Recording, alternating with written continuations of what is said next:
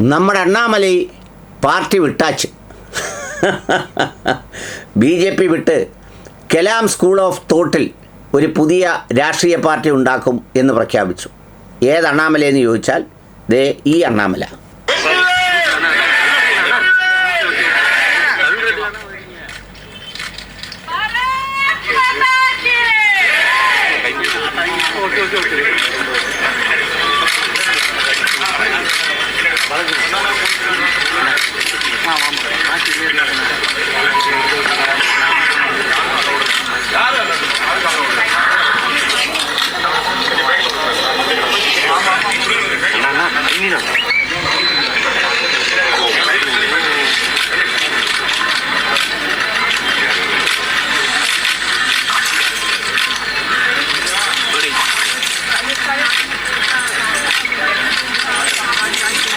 ആ അണ്ണാമലൈ ശരീരമാസകലം അടിച്ച് പിഴിഞ്ച് കുഴഞ്ച് എടുത്ത അണ്ണാമലൈ ഇപ്പോൾ BJP വിട്ടു.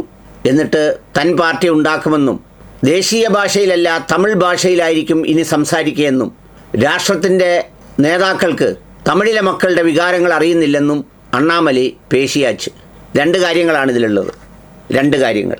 നമ്പർ 1, ഈ വിജയിയെപ്പോലൊരാൾ വളരെ പെട്ടെന്ന് ഒരു പുതിയ ആശയവുമായി രംഗത്ത് വന്ന് അത് വല്ലാണ്ട് വിജയത്തിലേക്ക് എത്തപ്പെടുകയും തമിഴ് ജനത ഒരു പുതുമ തേടുന്നു എന്ന ഒരു ചിന്ത ഉണ്ടാവുകയും ചെയ്തപ്പോൾ ഇതും കൊണ്ട് നടന്നാൽ രക്ഷയില്ലെന്ന് തോന്നി ഒരു പുതിയ സാധനം തട്ടിക്കൂട്ടി ഇറക്കുന്നു എന്നേ ഉള്ളൂ. അതിലൂടെ പിടിച്ചു കയറാൻ കഴിയുമെങ്കിൽ അതൊരു അവസരമാക്കി ഉപയോഗിക്കാൻ ആഗ്രഹിക്കുന്നു എന്നതൊന്ന്. രണ്ടാമത്തേത്, ഇത് വളരെ ആസൂത്രിതമായ സംഘപരിവാറിൻ്റെ ഒരു തന്ത്രമാണ്. അണ്ണാമല BJPയുമായി നടന്നപ്പോൾ ഒന്നും നടക്കുന്നില്ലെന്ന് മാത്രമല്ല, അവിടെ ഒന്നും നടക്കാനും സാധ്യതയില്ല.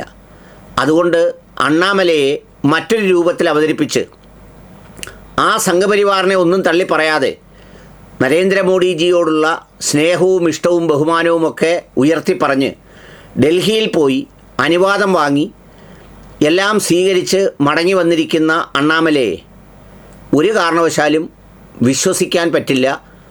നമ്മൾ സാധാരണ പഴയ വീഞ്ഞ് പുതിയ കുപ്പിയിലാക്കിയതുപോലെ ഇത് സംഘപരിവാർ വേറൊരു രൂപത്തിലും ഭാവത്തിലും ആക്കി രംഗത്തിറക്കിയതാണ് എന്നതാണ് രണ്ടാമത്തെ ചിന്ത. അതിൽ രണ്ടാമത്തെ ചിന്തയ്ക്കാണ് പ്രാധാന്യമുള്ളത്.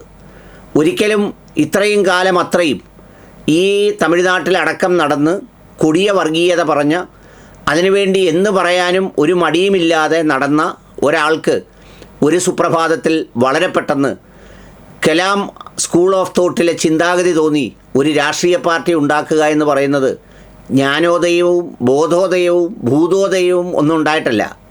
സിവിൽ സർവീസ് കിട്ടിയ മനുഷ്യനായിരുന്നു. അപ്പം ഒന്നും കാണാതെ ഉപ്പ വള്ളി പോത്തില്ലെന്ന് പറഞ്ഞതുപോലെ ഇത് വളരെ ഗൂഢമായ തന്ത്രപരമായ ഒരു നീക്കത്തിൻ്റെ ഭാഗം മാത്രമാണ്. മറ്റൊരു രൂപത്തിൽ ഒരാളിനെ രംഗത്തിറക്കുന്നു, വഴക്കൊക്കെ ഉണ്ടായി, എന്തൊക്കെയോ ചെയ്തു, രാജിവെക്കാൻ പോയി, പിടിച്ചു നിർത്താൻ പോയി എന്നൊക്കെ പറഞ്ഞൊരു പ്രതീതി ഉണ്ടാക്കുന്നതെന്ന് മാത്രമേ ഉള്ളൂ. പക്ഷേ അങ്ങനെയൊക്കെ ആണെങ്കിലും തമിഴ്നാട്ടിലെ ജനങ്ങൾ ഇതൊക്കെ മനസ്സിലാക്കുക തന്നെ ചെയ്യും എന്നതാണ് എൻ്റെ വിശ്വാസം. അല്ലെങ്കിൽ ഏറ്റവും അവസാനം വർഗീയവാദികളാവുക അവരായിരിക്കും, മലയാളികളും കഴിഞ്ഞ്.